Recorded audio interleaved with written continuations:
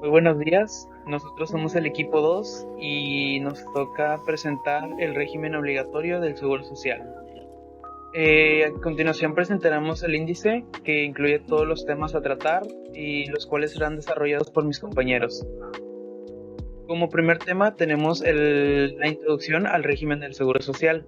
Tenemos como título segundo el régimen obligatorio las generalidades, las cuales están comprendidas por guarderías y prestaciones sociales, riesgos de trabajo, enfermedades y maternidad, invalidez y vida, retiro, cesantía en edad avanzada y vejez.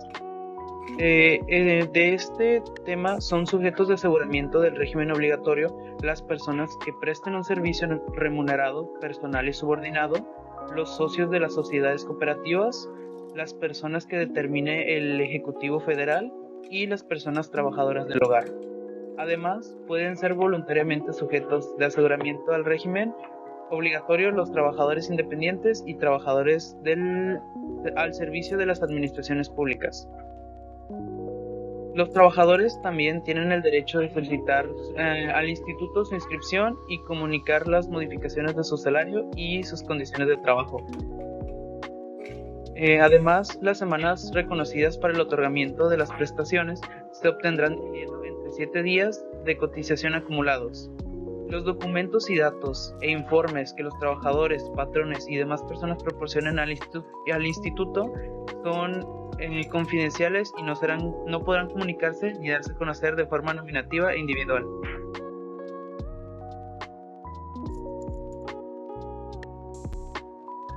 En el capítulo 2 se encuentran las bases de cotización y determinación de cuotas en el régimen obligatorio del Seguro Social mexicano.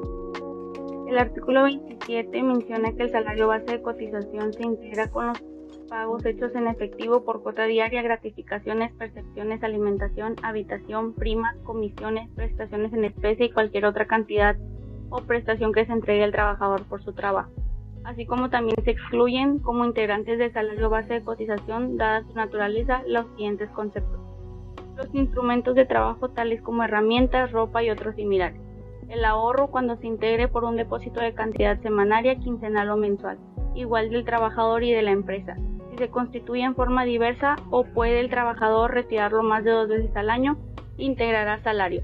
Tampoco se tomarán en cuenta las cantidades otorgadas por el patrón para fines sociales de carácter sindical. Las aportaciones adicionales que el patrón convenga otorgar a favor de sus trabajadores por concepto de cuotas del seguro de retiro, cesantía en edad avanzada y vejez. Las cuotas que en términos de esta ley le corresponde cubrir al patrón, las aportaciones al Instituto del Fondo Nacional de la Vivienda para los Trabajadores y las participaciones en las utilidades de la empresa. La alimentación y la habitación cuando se entreguen en forma onerosa a los trabajadores, se entiende que son onerosas estas prestaciones cuando el trabajador pague por cada una de ellas, como mínimo el 20% del salario mínimo general diario que rija en el Distrito Federal. Las despensas en especie o en dinero siempre y cuando su importe no rebase el 40% del salario mínimo general diario vigente en el Distrito Federal. Los premios por asistencia y puntualidad, siempre que el importe de cada uno de estos conceptos no rebase el 10% del salario base de cotización.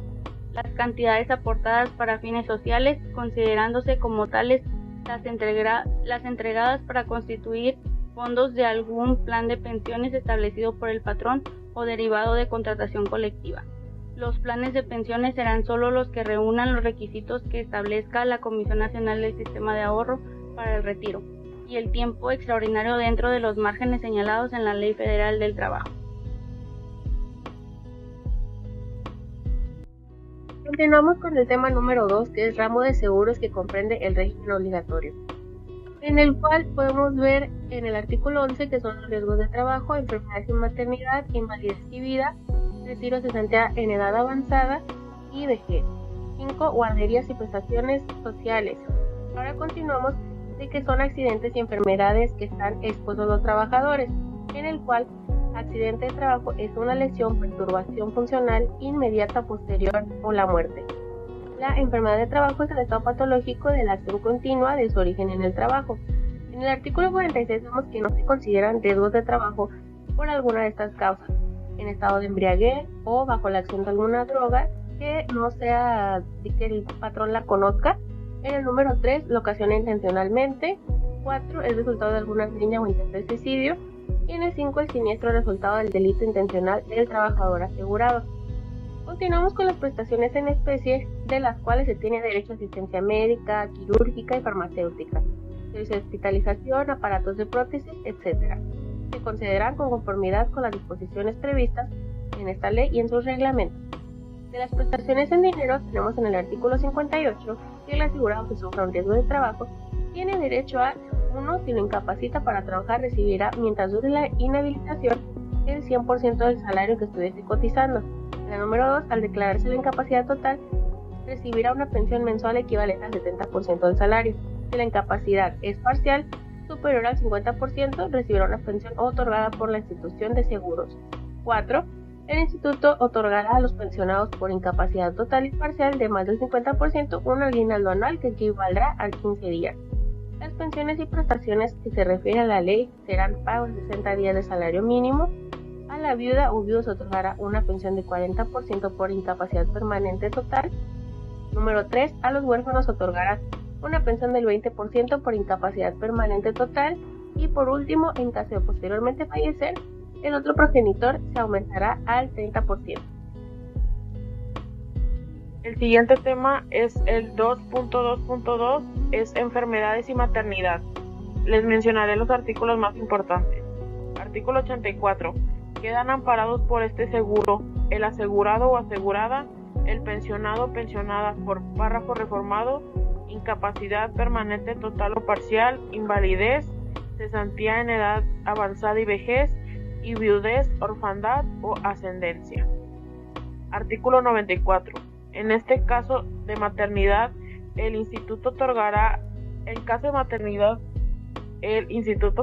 al asegurado durante el embarazo, el alumbramiento y el puerperio las prestaciones siguientes: asistencia obstétrica, ayuda en especie por 6 meses para lactancia. Durante el periodo de lactancia tendrán derecho a decidir entre contar con 2 reposos extraordinarios por día de media hora cada uno, o bien un descanso extraordinario por día de 1 hora para amamantar a sus hijos o para efectuar la extracción manual de leche en lugar adecuado e higiénico que designe la institución o dependencia. También una cartilla al nacer el hijo, cuyo importe será señalado por el Consejo Técnico. Artículo 98. El subsidio en dinero que se otorgue a los asegurados será igual al 60% del último salario diario de cotización.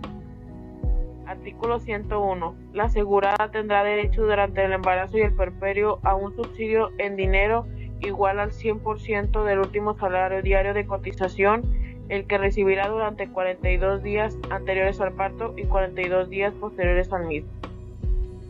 Artículo 102. Para que la asegurada tenga derecho al subsidio que se señala en el artículo anterior se requiere: 1. Que haya cubierto por lo menos 30 cotizaciones semanales en el periodo de 12 meses anteriores a la fecha en que debería comenzar el pago del subsidio.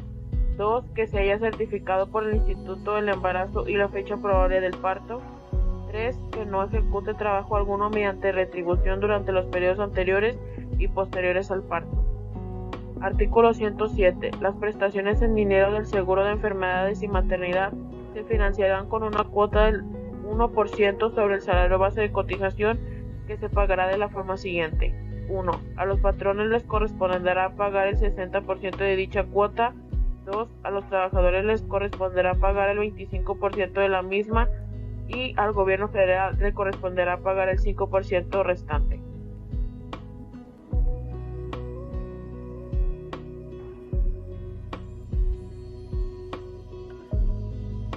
Continuamos con el tema de invalidez y vida. Artículo 113. El otorgamiento de las prestaciones requiere el cumplimiento de periodos de espera medidas en semanas de cotización. Artículo 116. Si una persona tiene derecho a cualquiera de las pensiones de este capítulo y también a pensión del seguro de riesgos de trabajo, percibirá ambas sin que la suma de sus cuantías exceda del 100% del salario mayor. Artículo 117. Cualquier pensionado que traslade su domicilio al extranjero podrá continuar recibiendo su pensión mientras dure su ausencia. Del ramo de invalidez. Artículo 119. La declaración de invalidez deberá ser realizada por el Instituto Mexicano del Seguro Social. Los certificados de incapacidad tienen un límite máximo de hasta 52 semanas, prorrogable hasta 26 semanas más si el médico tratante lo determina. Artículo 122. Para gozar de las prestaciones del ramo de invalidez, se requiere que al declararse esta, el asegurado tenga acreditado el pago de 250 semanas de cotización. Artículo 123. No se tiene derecho a pensión de invalidez cuando el asegurado 1. Por sí solo o de acuerdo con otra persona se haya provocado intencionalmente la invalidez. 2. Resulte responsable del delito intencional que originó la invalidez. Y 3. Padezca un estado de invalidez anterior a su afiliación al régimen obligatorio. Del ramo de vida. Artículo 127. Cuando ocurra la muerte del asegurado o del pensionado por invalidez, el instituto otorgará a sus beneficiarios las siguientes prestaciones: pensión de viudez, pensión de orfandad y pensión de ascendientes, ayuda asistencial al pensionado o a la pensionada por viudez y asistencia médica en los términos del capítulo 4 de este capítulo. Artículo 128. Son requisitos para que se otorguen a los beneficiarios las prestaciones contenidas en el artículo anterior las siguientes: que el asegurado al fallecer hubiese tenido reconocido el pago al instituto de un mínimo de 150 semanas de cotizaciones semanales, que la muerte del asegurado pensionado por invalidez no se deba a un riesgo de trabajo. Las asignaciones familiares son las siguientes: para la o el cónyuge, el 15% de la cuantía de la pensión; para cada uno de los hijos menores de 16 años, el 10% de la cuantía de la pensión. Si el pensionado o pensionada no tuviera cónyuge o no tuviera hijos menores de 16 años, el 10% para cada uno de los padres de la o el pensionado si dependieran económicamente de él. Estas asignaciones familiares se entregarán de preferencia al propio pensionado, pero la correspondiente a los hijos podrá entregarse a la persona o institución que los tenga bajo su cargo directo, en el caso de no vivir con el pensionado. Ahora bien, continuamos con el tema 2.2.4, cesantía en edad avanzada y vejez, y 2.2.6, el seguro de retiro. En la sección primera, generalidades, en el artículo 152 se nos dice que los riesgos protegidos por este capítulo son el retiro, la cesantía en edad avanzada y la vejez del asegurado, así como la muerte de los pensionados por este seguro, en los términos y con las modalidades previstas en esta ley. En el artículo 153 nos dice: el otorgamiento de las prestaciones contenidas en este capítulo requiere del cumplimiento de periodos de espera medidos en semanas de cotización reconocidas por el instituto, conforme se señala en las disposiciones relativas a cada una de los ramos de aseguramiento amparados. En la sección segunda del ramo de cesantía en edad avanzada, en el artículo 154 se nos dice que para los efectos de esta ley existe cesantía en edad avanzada cuando el asegurado quede privado de trabajos remunerados a partir de los 60 años de edad. Para gozar de las prestaciones de este ramo se requiere que el asegurado tenga reconocidas ante el instituto un mínimo de 1000 cotizaciones semanales. En el artículo 155 nos dice que la contingencia consistente en la cesantía en edad avanzada obliga al instituto el otorgamiento de las prestaciones siguientes. Número 1. Pensión. Número 2. Asistencia médica en los términos del capítulo 4 de este título. Número 3. Asignaciones familiares. Y número 4. Ayuda asistencial. Artículo 157. Los asegurados que reúnan con los requisitos establecidos en esta sección podrán disponer de su cuenta individual con el objeto de disfrutar de una pensión de cesantía en edad avanzada. Hay que tomar en cuenta que al optar por el ramo de cesantía en edad avanzada, si se decide dejar de laborar a la edad de 60 años, solo se dispondrá de un 75% de pensión y aumentará un 5% cada año hasta llegar a los 64 años y obtener un 95% de pensión. En la sección tercera del ramo de vejez, artículo 161, nos dice que el ramo de vejez da derecho al asegurado al otorgamiento de las siguientes prestaciones. Número 1, pensión. Número 2, asistencia médica en los términos del capítulo 4 de este título. Número 3, asignaciones familiares. Y número 4, ayuda asistencial. Artículo 162. Para tener derecho al goce de las prestaciones del seguro de vejez, se requiere que el asegurado haya cumplido 65 años de edad y y tenga reconocidas por el instituto un mínimo de 1.000 cotizaciones semanales. Capítulo 7. Del seguro de las guarderías y las prestaciones sociales.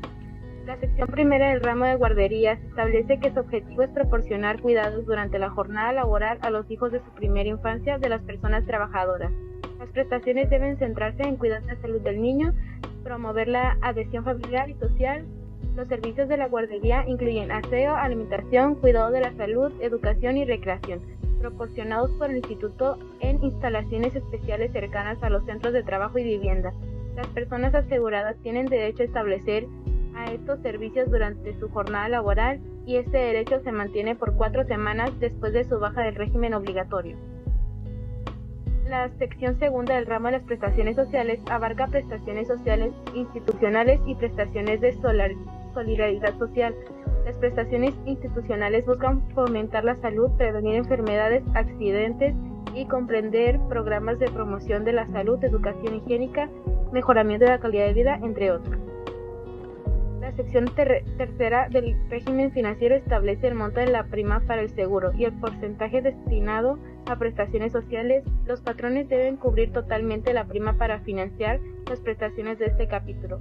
Además, el instituto tiene la facultad de celebrar convenios de revisión de cuotas o subrogación de servicios con patrones que cuenten con guarderías en sus empresas. La sección cuarta de las prestaciones de solidaridad social. Las prestaciones de solidaridad social abarcan acciones de salud comunitaria, asistencia médica, farmacéutica e incluso hospitalaria. Según el artículo 214, el instituto proporcionará estos servicios a favor de núcleos de población marginados, como indica el artículo 215. Además, el instituto respaldará estos servicios sin afectar las prestaciones para los trabajadores y beneficiarios del régimen obligatorio, según el artículo 216. Las prestaciones de solidaridad social serán financiadas por la Federación y los beneficios quienes contribuirán con aportaciones en efectivo o trabajos personales para las comunidades según lo establece el artículo 217. Cubre las siguientes prestaciones, que es el alimento, aseo, educación, recreación, salud, seguridad, atención y cuidado, la participación social, Transparencia Mexicana e IMSS, documentación para firmar, pasos a seguir durante la visita, cédula de seguridad firmada por el delegado del IMSS y representante legal de la guardería, programa interno de protección civil, constancia de capacitación, registro de simulacro de evacuación y directorio con número de emergencia. A continuación hablaremos del tema 2.7, control de las cuotas obrero-patronales a través del sistema de autodeterminación de cuotas, el SUA. De acuerdo al artículo 39, las cuotas obrero-patronales se causan por mensualidades vencidas y el patrón está obligado a determinar sus importes en los formatos impreso o usando el programa informático, autorizado por el instituto. Asimismo, el patrón deberá presentar ante el instituto las cédulas de determinación de cuotas del mes del que se trate y realizar el pago respectivo, a más tardar el día 17 del mes inmediato siguiente. ¿Qué es el SUA? El SUA es la herramienta para determinar importe y conceptos para el pago de las cuotas obrero-patronales por concepto del IMSS. Para poder realizar el procedimiento de la determinación de cuotas, se efectúan las siguientes maneras. Tenemos lo que es el mes, que corresponde a qué mes se va a dar la cuota, el año, el RFC, si es oportuno o extemporáneo, la fecha de pago y los registros patronales a calcular. ¿Cómo calcular de cuotas obrero-patronales a través del SUA? Una vez que hemos cargado todos los trabajadores y las incidencias del mes a calcular, estamos listos para calcular las cuotas obrero-patronales en el SUA. Primero ingresamos al SUA y seleccionamos el registro patronal. Después damos clic en Cálculos, Pago Global en el menú del lado izquierdo. Después en la pantalla se muestra en cuál debemos seleccionar el mes y el año a calcular. Una vez seleccionados, damos clic en Calcular.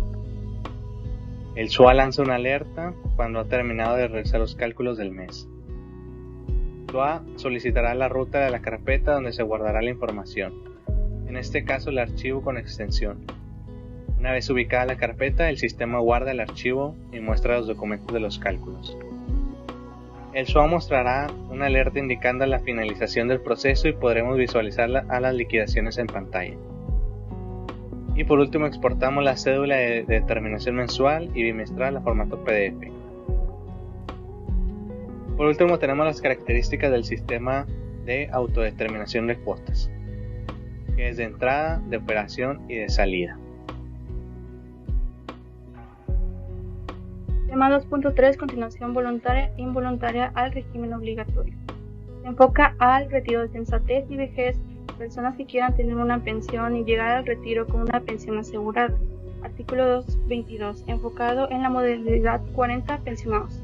Requisitos: haber cotizado antes de 1997 y tener por lo menos 500 semanas cotizadas, no estar en el régimen obligatorio, trabajador independiente, tener conservación de derechos, que no hayas dejado de trabajar más de 5 años o más del 25% de lo que trabajaste, haber trabajado continuamente por lo menos 52 semanas en el régimen obligatorio. Del artículo 223 al 225 es importante el derecho al pago de pensión a partir del día siguiente que dejaste de pagar la modalidad 40. Menciona que actualmente la cuota equivale al 11.16% del salario base de cotización. La continuación voluntaria termina por 1. Solicitud del asegurado. 2. Que deje de pagar las cuotas durante 2 semanas. 3. Que el asegurado sea dado de alta o haya reingresado al régimen obligatorio. El artículo 226 establece: si no se permite la incorporación voluntaria, esto amenaza el equilibrio financiero del instituto.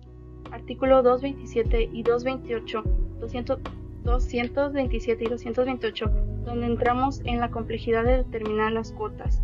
El artículo 229 permite al instituto establecer acuerdos con empresas. Un suponer es que el asegurado trabaja con varias empresas.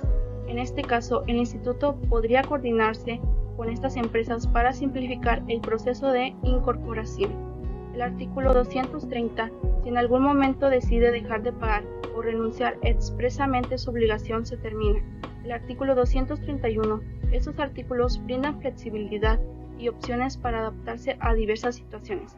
El artículo 232 destaca la necesidad de aprobación de la Secretaría de Hacienda para la incorporación de empleados de la Administración Pública Federal.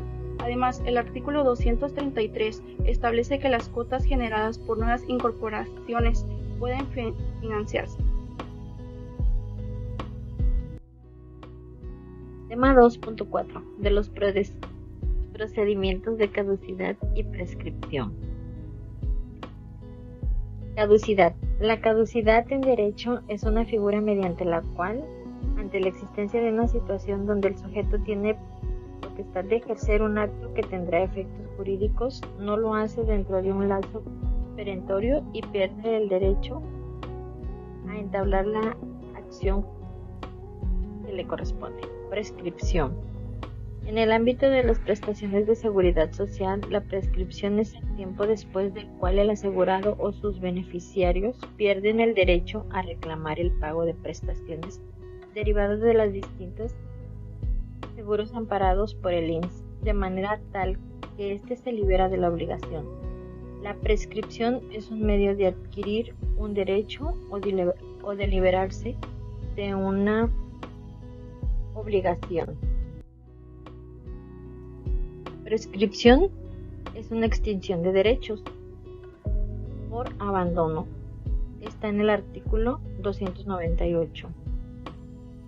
Cuando la prescripción de una acción se interrumpe por cualquiera de las causas previstas en el artículo 1973 del Código Civil, el plazo prescriptivo renace de nuevo y debe transcurrir en toda su extensión para que la acción prescriba. Se interrumpe con el reconocimiento de una reclamación. En cuanto a la caducidad, se extingue o evita nacimiento de un derecho por el transcurso del tiempo. El tiempo está fijado por la ley y caduca.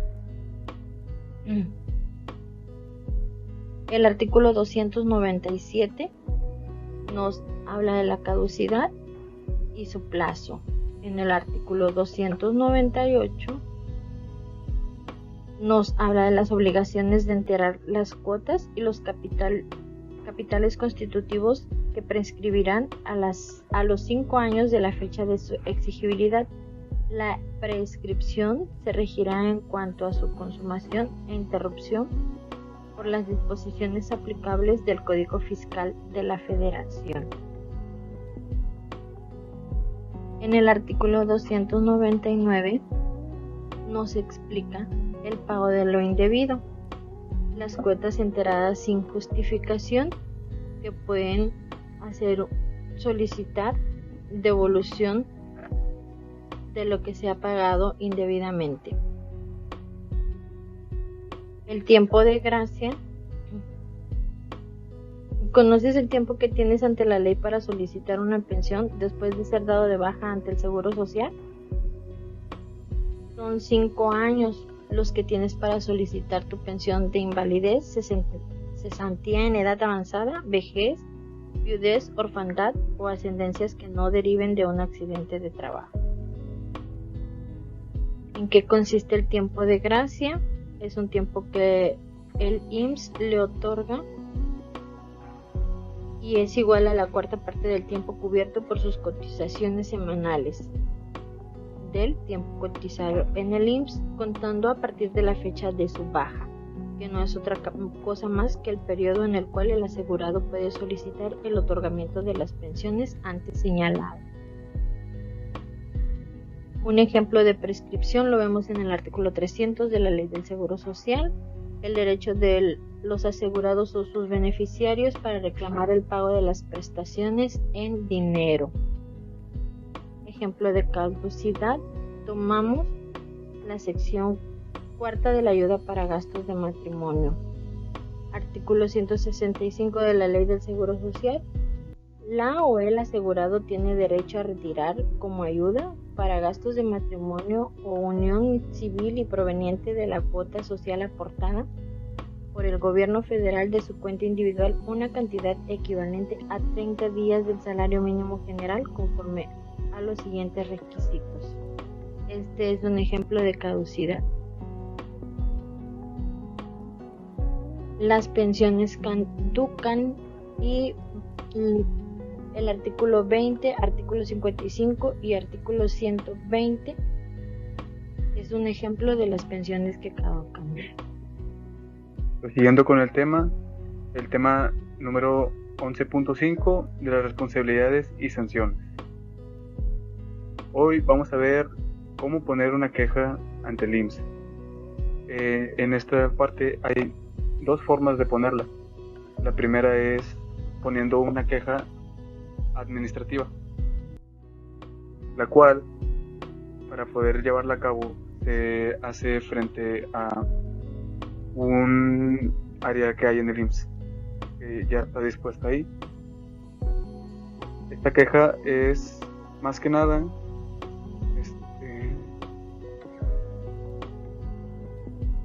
se hace inmediatamente, directamente con el director de la instalación. La segunda forma de imponer una queja ante el IMSS es presentar queja ante el CONAMED. ¿Qué es el CONAMED? El CONAMED es una organización para las quejas en México. Cuando tú impones una queja en esta institución,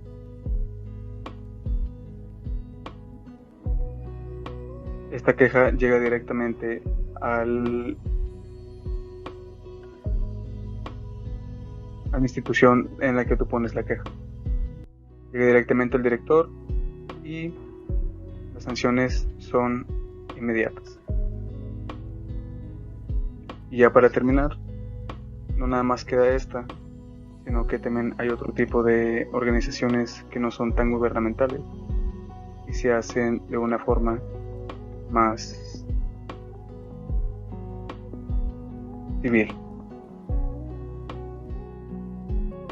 Prosiguiendo, vamos a ver los artículos que nos muestran las sanciones que se imponen ante las quejas que se puede dar al IMSS. Con ellas viene el artículo 303. Los servidores públicos del instituto están obligados a observar el cumplimiento de sus obligaciones y estarán sujetos a las responsabilidades civiles o penales en que pudieran incurrir como encargados de un servicio público. El artículo 303A. El incumplimiento de las obligaciones administrativas serán sancionadas en los términos previstos en la Ley Federal de Responsabilidades de los Servidores Públicos. Prosiguiendo con el artículo 304, cuando los patrones y demás sujetos obligados realicen actos o omisiones, serán sancionados con multa del 40% al concepto omitido. El artículo 304A nos representa cuáles son las causas. El artículo 300A, el que sigue en la imagen, nos termina de decir. Después proseguimos con el artículo 304B. Las infracciones señaladas en el artículo anterior se sancionarán considerando la gravedad, condiciones particulares del infractor y en su caso la reincidencia. El artículo 304C no se impondrán multas cuando se cumpla en forma espontánea las obligaciones patronales fuera de los plazos señalados por la ley. 304D nos dice: el instituto podrá dejar sin efectos las multas impuestas por infracción a las disposiciones de esta ley y sus reglamentos. El artículo 305. Para proceder penalmente por los delitos previstos, el instituto formulará una querella. En el artículo 306 nos dice: el instituto hará la cuantificación correspondiente en la propia querella. El artículo 307 nos comenta: en el delito de defraudación a los regímenes del Seguro Social, los patrones o sus representantes y demás sujetos obligados. Y por último, en mi parte, el artículo 308, el delito de defraudación se sancionará con las siguientes penas: prisión de 3 meses a 5 años cuando no exceda los 13,000 salarios diarios, de 2 a 5 años cuando no exceda los 19,000 y de 5 a 9 años cuando exceda los 19,000 salarios diarios. Continuando con el capítulo 3 que habla de los delitos, tenemos el artículo 309 que dice que el delito de defraudación será calificado cuando los patrones omitan el entero de las cuotas sobre retenidas. El artículo 310 serán sancionados cuando alteren los programas informativos, cuando manifieste datos falsos, cuando se beneficie sin derecho de un subsidio o un estímulo fiscal, cuando simule uno o más actos o contratos obteniendo un beneficio indebido con perjuicio al instituto. El 311 dice que se imponará sanción de 3 meses a 3 años de prisión cuando no formulen los avisos de inscripción o obtengan un beneficio indebido. El artículo 312 dice que se imponará sanción de 1 a 6 años si el valor de lo dispuesto no excede de 900 salarios mínimos. Cuando sí lo exceda, la sanción será de 4 a 9 años. El artículo 313 dice que se imponará sanción de 3 meses a 3 años de prisión cuando registren sus operaciones en 2 o más libros. El 314 dice que se reputará como fraude propiciar seguros, prestaciones y servicios sin tener el carácter de derecho ambiente. El 315 dice que se impondrá sanción de 1 a 6 años a los servidores públicos que practiquen visitas domiciliarias sin autoridad fiscal. El 316 dice que se sancionará con prisión de 1 a 5 años al servidor público que amenace de cualquier modo a un patrón. El 317 dice que si un servidor público comete o en cualquier caso participa en un delito, la pena aplicable por el delito que se resulte se aumentará de 3 meses a 3 años de prisión. El artículo 318 dice que no se formulará una querella si alguien hubiera omitido el pago de alguna cuota obrero patronal, lo entera espontáneamente con sus recargos y actualización antes de que la autoridad del instituto descubra la omisión. El 319 y último dice que la acción penal de los delitos previstos en este capítulo prescribirá en 3 años contados a partir del día en que el instituto tenga conocimiento del delito. Y eso sería todo por parte del equipo 2. Espero les haya gustado. Muchas gracias.